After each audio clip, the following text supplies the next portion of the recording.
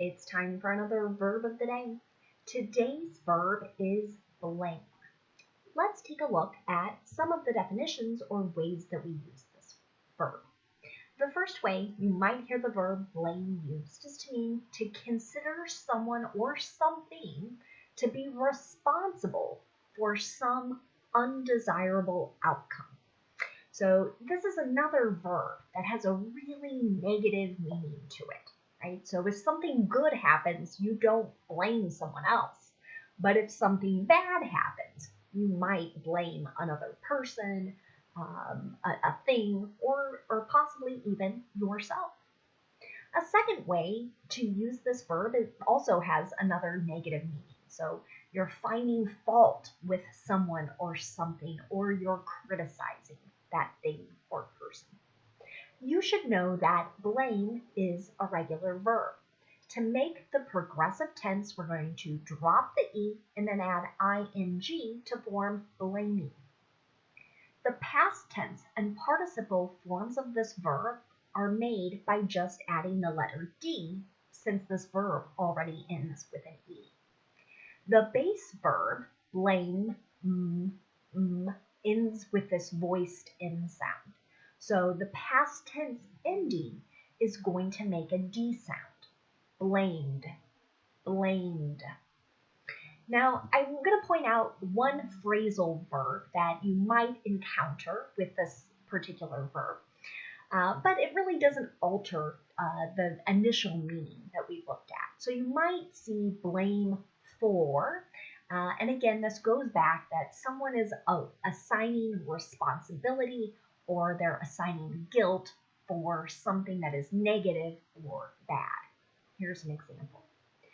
He was blamed for the fire. Right? So he, some unnamed person here, is responsible for or guilty of starting this fire.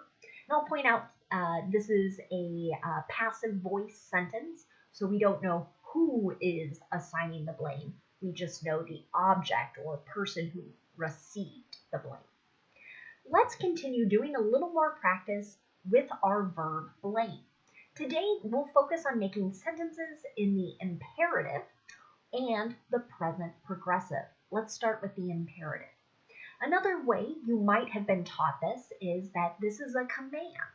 It's rather unique in English because there is no stated subject.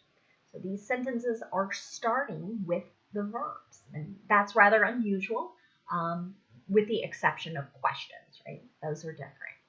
So in an imperative sentence or a command, the subject is implied. It's either you singular if you're speaking to one other person or you're writing a message to one other person, or it's you plural in case you are speaking to a larger group or writing to a larger group. So to begin an affirmative imperative sentence, you're just going to start with the base verb. Right? It could be something simple as telling another person, oh, blame it on me, blame the mistake. It could be many different things. You can tell others you were late because of me. You might hear a boss say, I'm going to take responsibility for this particular issue or problem. Okay? Now, to make a negative imperative sentence, we're instead going to start with do not or the contraction don't, and then we'll have the base verb. Right? You might tell someone else, oh, don't blame that on me, or don't blame it on me. And again, this it could be a number of different things. I'll point out we do not have commands that are questions, so that's why you see that black box on the screen. Our imperative sentences can only be positive or negative. Now, let's take a look at the present progressive. We use this verb tense to describe an action that is happening right now. We can also use it to describe an action that is in progress. To form an affirmative present progressive sentence, we're going to use a present form of be, which is am, is, or are, and then we're going to use the ing form of the verb. Here's an example sentence. Florida mayors are blaming cheap flights and hotels for the crowds on the beaches throughout the state. If you've been watching the news in the last few days, you might see just crowds, large groups of people on Florida beaches right now because it's sort of considered spring break. And again, it's not exactly a safe time to be doing this due to the pandemic. These crowds are frightening a lot of people, including these leaders, and they are assigning blame or responsibility to airline companies and hotels, saying it's your fault, you made things too cheap, that it would attract these large crowds. Now, if you want to make a negative present progressive sentence, you can insert not after your be verb. Let's take a look at an example sentence for this. I'm not blaming anyone but myself for the mistake. Okay? So I am starting with a contraction. Right? I could say I am not blaming anyone. Would have the exact same meaning there. If our subject was a little different, let's say we change our subject to she. Right? I could say she's not blaming anyone but herself. I could also say she isn't blaming anyone but herself for the mistake. So a couple ways we could do the contractions there. You might hear it a little bit differently based on who you are speaking to. The same thing could happen with are. Right? I could say they're not blaming anyone. I could say they aren't blaming anyone. Again, same idea there. Finally, if we want to make a present progressive yes or no question, we're going to start with a present form of be. And we're using that form that matches the subject that comes next, and then we'll have that ing form of the verb. Is he blaming you for the accident? So again, this might be something that's ongoing or in progress. Now, let's spend just a few minutes looking at words that are related to our verb blame. And the first word we're going to look at is the noun form of this word. So same spelling, same pronunciation.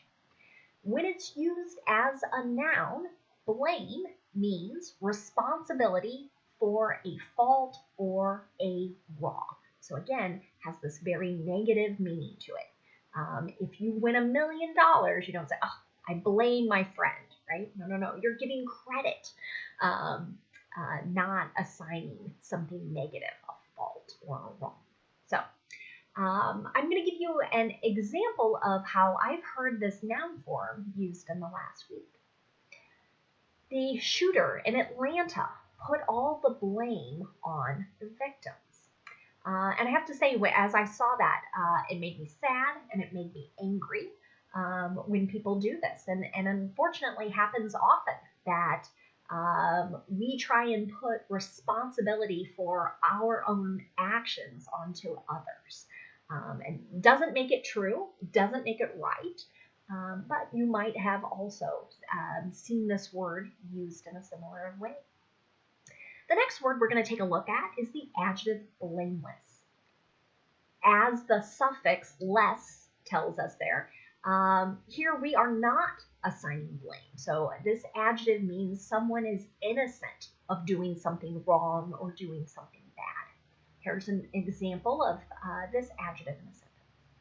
The daughter is blameless. The mother committed the crime on her own. Again, we might think of a situation where they thought maybe two people were working together to do something bad, and someone else describes one individual as being innocent of the wrongdoing. Connected to this adjective is the adverb blamelessly. So we tend to use this adverb to describe an action that is free of blame, or where a person should be free of guilt. Here's an example. He acted blamelessly during the disagreement. So this adverb is coming after the verb it describes. So how did he act during this particular disagreement? Right? It's a So yeah, this disagreement maybe wasn't his fault, and that's what the sentence here is communicating. Thanks so much for watching today's video. I hope you have a great day.